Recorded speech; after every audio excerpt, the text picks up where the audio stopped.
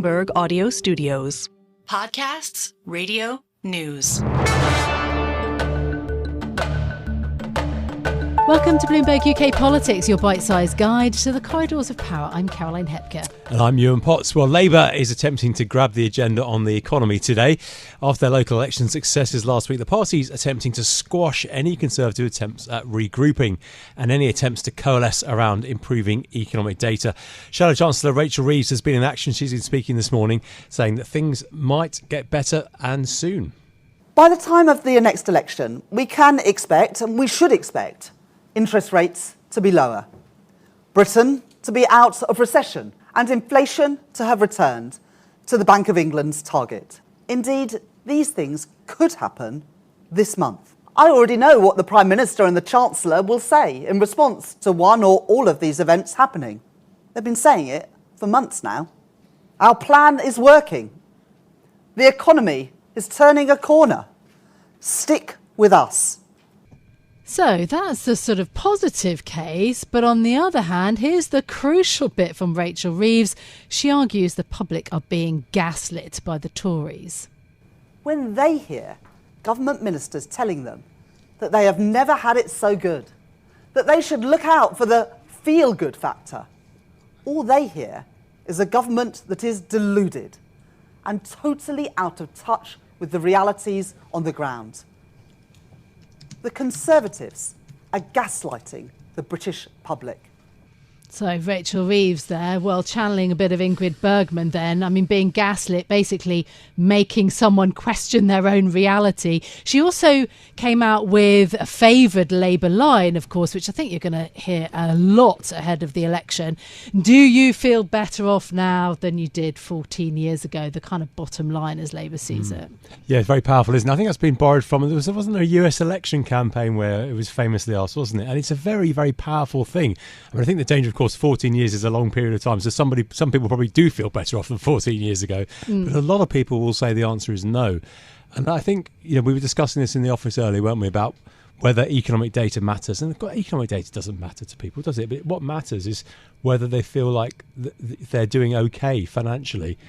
And lots of people, for them, the answer is no. That's certainly the Reeves argument, right, with the Securenomics plan. The question, though, is can Labour improve the economic picture significantly themselves for Britain? I mean, let's discuss that then with Philip Aldrick, who joins us, who's just come straight from the Rachel Reeves speech, actually, which was in the City of London. Phil, thanks so much for being with us. And what's your impression, first of all, of that speech? I listened in, I watched it online. Do you think that it was forceful and persuasive? I mean, the Labour Party are trying to get out after the local election gains and really kind of stomp on the Conservative Party ground. Well, she made it very clear that she says Labour are going to fight this election on the economy. And obviously that is exactly where Rishi Sunak is trying to fight the election. So it's like, they're saying, bring it on. We're ready for you. And then their arguments are, look at the track record, this, the point about the 14 years. And she's kind of inverting this famous line from the 2015 election where the Tories were claiming chaos under Ed Miliband or stability under David Cameron, and so now it's like stability with a changed Labour Party, as she put it, or chaos with continuing with what we've had recently. So the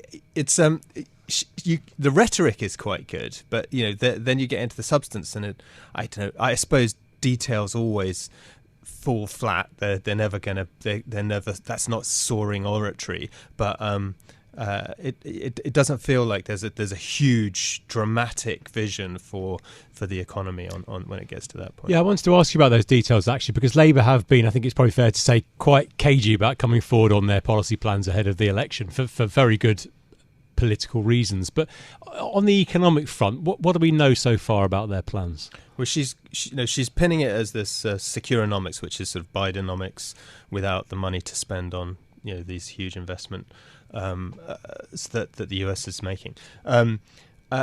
So the sort of core of that is stability. So she does make the point that when you have Labour, there's going to be this kind of policy certainty. So business can invest, households can predict, and so that is a very compelling argument to make. I think businesses would really like to hear that, and they have been talking to businesses, so you feel like this has come from business. The then she also talks about reform. So that's the other plank of Securonomics, and the reform stuff. Most is focused most actually on planning and workers' rights, and the workers' rights is getting the New Deal for workers is getting fleshed out a bit. So you're going to see empowered. So you can't be from day one. You're going to have unfair dismissal rights, but that's day one after the probation period. So whether probation periods get lengthened or not, it'll be interesting to watch.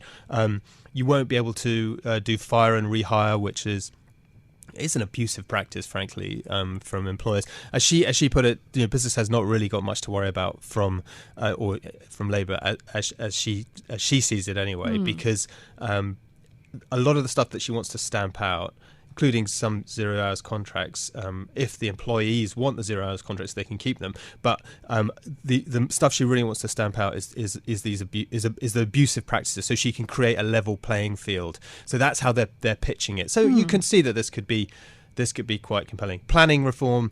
It's pretty difficult to make that interesting to the general public, but there isn't really any detail around that. But it is absolutely central to their whole pitch for doing huge green projects and getting the grid upgraded. And so it is fundamental, but we've not really heard the details about that. Yes, and I wonder whether, the Labour Party more broadly will go down the Andy Burnham track, as he was describing it in an op-ed piece in one of the papers today or yesterday, I think, talking about building new homes, but then, stopping the right to buy ability for people, for local council and affordable housing. Anyway, that's one aspect to this. So she's sort of talking about things that are broadly being seen as reasonable in some ways, certainly when it comes to kind of labour law. Look, is it the right territory then for Rishi Sunak to be trying to argue this general election, whenever it comes, on economic grounds? I mean, the 5 tests, how do you analyse those? The 5 promises that Sunak made himself about what he was going to do, including boosting economic growth and all the others. Well, he should have a relatively good week or two now, because you've got GDP data this week. We're out of recession. That's almost certain. That's what the numbers are going to show. You've got the Bank of England. They probably won't cut rates this week, but they're likely to make it seem that rate cuts are plausible in June or August, basically. So, you've got those two aspects which are positive. You've got inflation before the end of the month. The official inflation figures are going to show that it's basically close enough or back to the 2% target. So he can score some little victories here, and he can make the argument that our plan is working. I inherited a mess from Liz Truss, and now I'm improving things, so I am the change candidate, as he's kind of tried to pitch himself one of his various guises. But as Reeves says, you look at 14 years ago, things were, certainly public services were in better condition, and we haven't had really great leaps forward in living standards. And as she said, saying that we're no longer in recession is not really, something that you can get on a soapbox and say this is a great victory. So, it's going to be a hard one. And I think that it sounds Labour is very, very ready to just take the Tories on this. Is it all a little bit late? Is the timing out for the government? Because wages are growing at 6%, and now inflation is down at below half of that. Real wages are growing quite a lot, but that's all happened quite recently, hasn't it? Of course, people's memories are still fresh of inflation being at 11% and wages not going up very much. Yeah. So the problem with inflation, obviously, when wages have been rising faster than inflation for several months now. So actually, that kind of living standards effect has dropped away. But the thing is, it's price levels rather than the rate of inflation. So we already had that big spike in prices, and we haven't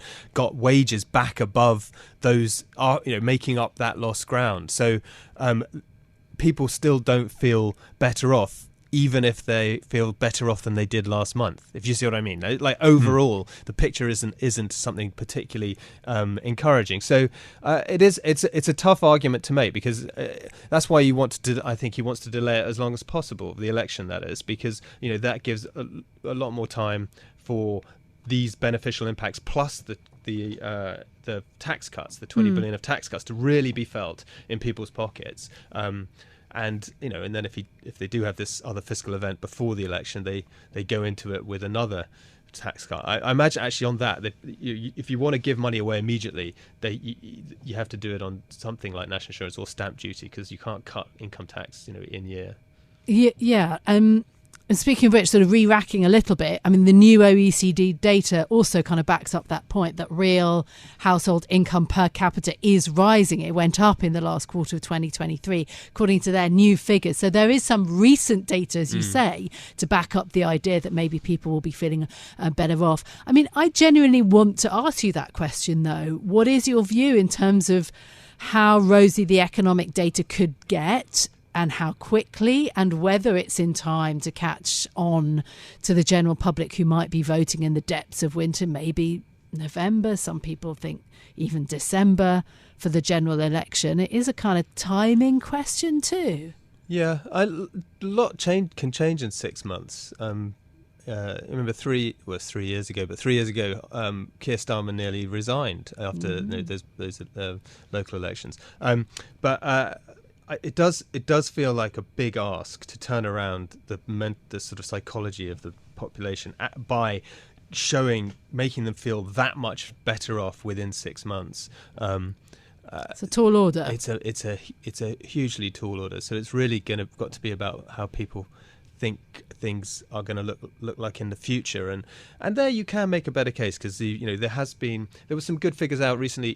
EY collects these FDI, foreign direct investment project numbers, and the UK it bucked the European Union trend, because investment FDI into Europe was dropping, and we had a big increase actually on value levels in terms of pounds spent. We are second behind US only. China's dropped away recently. So so you're getting this investment in this idea of policy stability, which is what Hunt and Sunak are trying, and Reeves and Starmer are promising what they'll do as well. Those kind of bedrocks for investment into the UK, plus the falling inflation, improvement in living standards, things could start looking a bit better in 2025. That's what I'm saying, but that'll probably be too late for the Tories. Okay. Bloomberg's Philip Aldrick. Philip Aldrick, thank you so much for joining us this morning, Bloomberg's senior UK economic reporter. So coming straight to the Bloomberg radio studio from listening into that speech with Rachel Reeves, in which she talked about Rishi Sunak gaslighting the British public about the state of the economy. And of course, we get the crucial GDP data on Friday. So the growth figures for the start of this year for the UK on Friday, and the Bank of England rate decision on Thursday. Probably no change, but change in sight in terms of bringing those interest rates down below maybe 5%. Yeah, really interesting on this key question of the economic data and the what it'll do for the Tories' fortunes. I think Phil makes a really interesting point, is that although real incomes have been growing for some months, the point is they haven't made up for all those price spikes that we saw over the past couple of years. So Phil might gradually start feeling better, but they still feel like they're poorer than they were before. And on interest rates, I think that's a little bit overblown as well, because the Bank of England is unlikely to cut very much before the end of the year. And the number of people whose mortgages will come up for renewal in that short period of time before the election is vanishingly small.